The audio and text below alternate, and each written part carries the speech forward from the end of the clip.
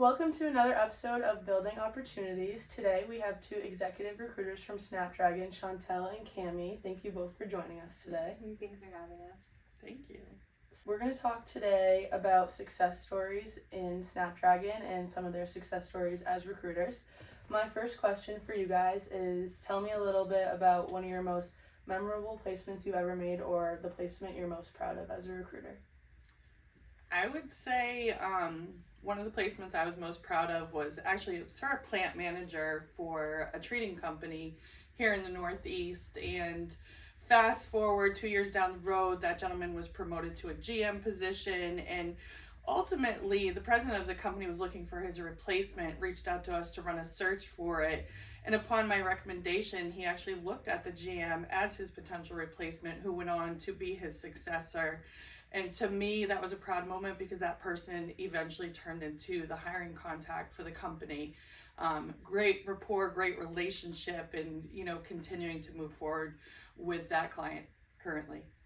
I definitely agree with Kammey. I think their best scenarios are when our candidates become the hiring contact. That's always really fun. You get to know them on a personal level and then get to work with them and see it come full circle. That's actually something we're going through right now. Kammey and I are working on the same team.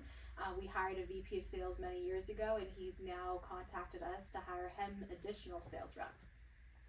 On the other side of that, can you guys tell me about one of the most challenging placements you ever made and sort of why it was the most challenging? I think personally, me and Kammey work really well together, and we worked on so many jobs together. I think our biggest challenges often are the ones revolving around relocation.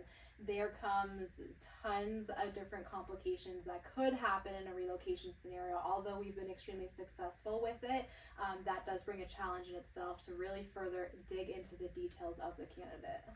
And I think it's, keeping the candidate engaged in the process if they are relocating. I mean, I had a guy accept a job and not start until 9 months later. That, gave me a lot of trepidation through the process because you want to have that good feeling like everything's going to move forward, but a lot can happen in 8 months. Mm-hmm. So obviously in recruiting, there's times where the candidate wants something but the client doesn't want to give it, or opposite, the client wants something from the candidate but the candidate doesn't have it. Sort of, how do you deal with those situations of where you have to negotiate, and is there any specific time you remember having like a really hard negotiation? Several. In those scenarios, I think that you cannot over communicate. Kammey and I always err on the side of caution and communicate with the candidate as well as the client on their wants and desires. A lot of the times we've had to negotiate and meet halfway and just understand what each party is seeking, and again, over communication is key. I think transparency and honesty is too, both on the candidate and the client side. Your clients respect it when you tell them like it is, as do your candidates, so that's really important in any negotiation. Has there ever been sort of a time where you've lost like a really good candidate because of a negotiation issue? Recently, in fact. Sometimes there's some unforeseeables. You know what a compensation package looks like. You can project that to the candidate prior to presenting them to the client, so everybody's on board and on the same page, but it's those unforeseeables at the end. What's the vacation look like? How strong is your benefits package? Is that going to make sense? So unfortunately, yes, I've lost a really great candidate to a really great company due to something like that recently. And it burns because now you're looking at, where can I bring this candidate next when they were really invested in the company that you first presented them to? Can you tell me about an instance where teamwork was the key factor in making a really good placement among like the two of you? Replacement. It's gonna sound really cheesy, but Kammey and I do work really well as a team. Kammey and I work together closely for a very long time, and it's just become almost a song and dance between us. Whatever I'm thinking, generally Kammey's thinking. So in every placement, believe it or not, even if you're only speaking with either Kammey or myself, there's a lot of teamwork going on in the back end.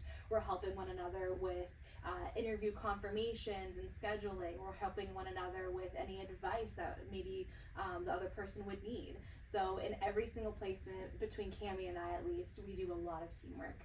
And I think, teamwork is great, thinking outside the box, having a different opinion, a different idea we both bring that to the table, having worked together for so long with one another. But also with the team in general here at SnapDragon, you know, there's two of us working one-on-one with one another, but we, you know, involve the entire team here.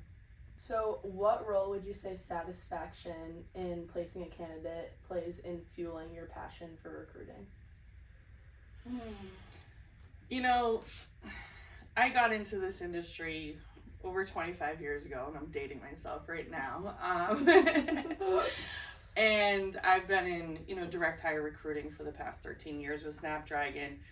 I never thought I'd find myself in a role like this, but my passion is helping people, whether that's the candidate or the client, you know, going out into the community here in New Hampshire, seeing people that I've placed in roles upwards of 20 years ago who tell me they're managers and they're able to, you know, provide, you know, the college tuition for their kids and things like that. That's really rewarding to me, just seeing people that I know I've changed their lives. Yeah, I mean, our statistics don't lie at SnapDragon, right? 95% of our placements are still in the role 5 years or more afterwards.